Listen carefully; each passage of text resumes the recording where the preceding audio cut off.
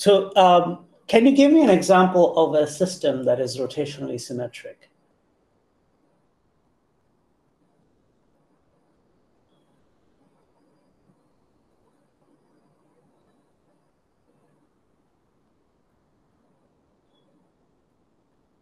Hamiltonian that is rotation symmetric.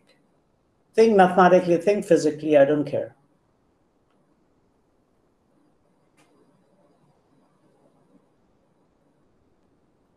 The harmonic oscillator? In what dimensions? So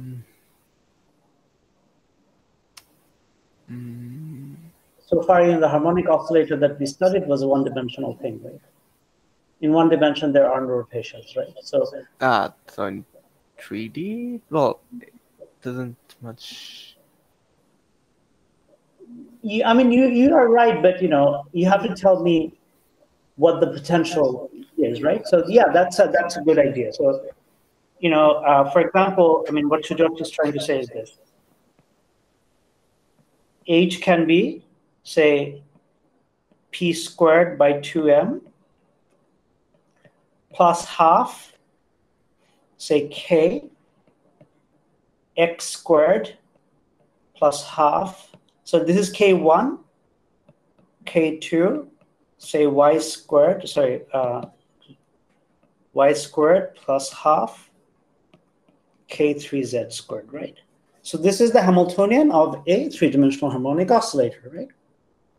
But this is not rotationally invariant for arbitrary values of k1, k2, and k3. Yeah. Okay, so this is only valid. This is only rotationally invariant when k1 is equal to k2 is equal to k3. Yeah, that's Sir, is the momentum square rotationally invariant? Is momentum square rotationally invariant? What do you think? Is is a vector momentum classically, is the momentum p rotationally invariant?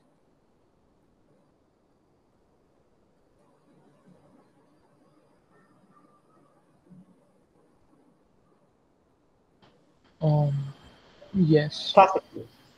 No, it's not. I mean, if you change p, does the components change? Oh yeah, the components will change. Right. But what about the modulus of p squared? Is that a scalar or is that a three-dimensional vector? Oh yes, it's a scalar. It's a scalar, right? So it's the quantum counterpart should also be a scalar. Okay. So you might say, okay, we'll come back to your question shortly, Nahi. But before that, do we have any more question about Sujosh's example?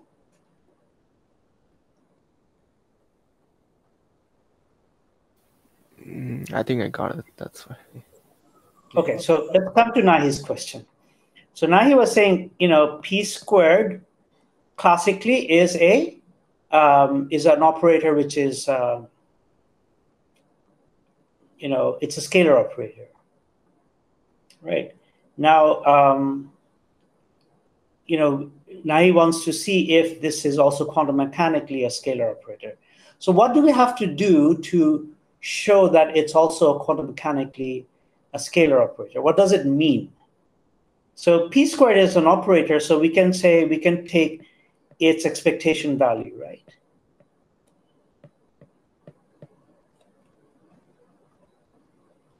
Okay. Now, what we can do is that we can say that we can express psi in terms of psi prime. Then we will have u inverse here. And here we have p squared. And here we will have u. And here we will have psi prime, right? So if, in this new rotated reference frame, this should be, if this is equal to psi p prime squared, right? So we should say that,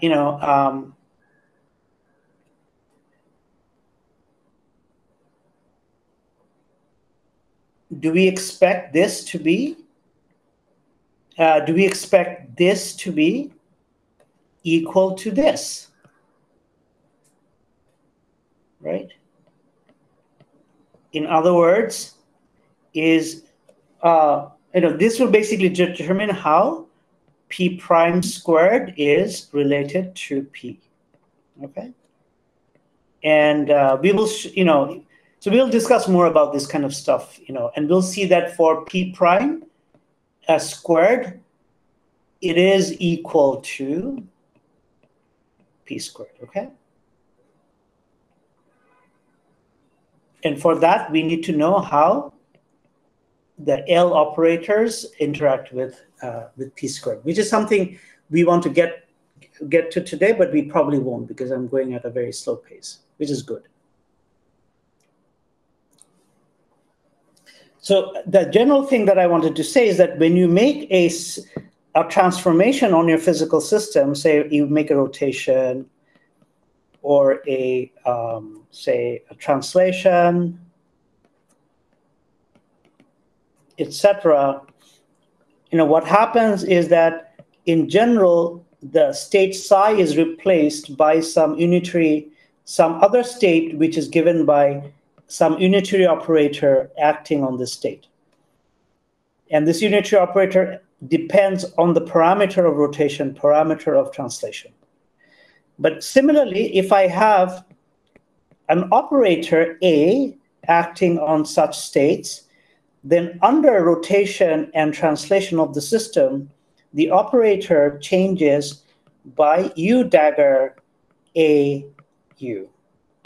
In other words, it changes as it should be the other way around. It changes as U A U dagger. In other words, under rotation and translation, the operators that acting on the Hilbert space, they change by a similarity transformation. Okay, so this is known as a similarity transformation. But in this case, the similarity transformation is also a unitary transformation.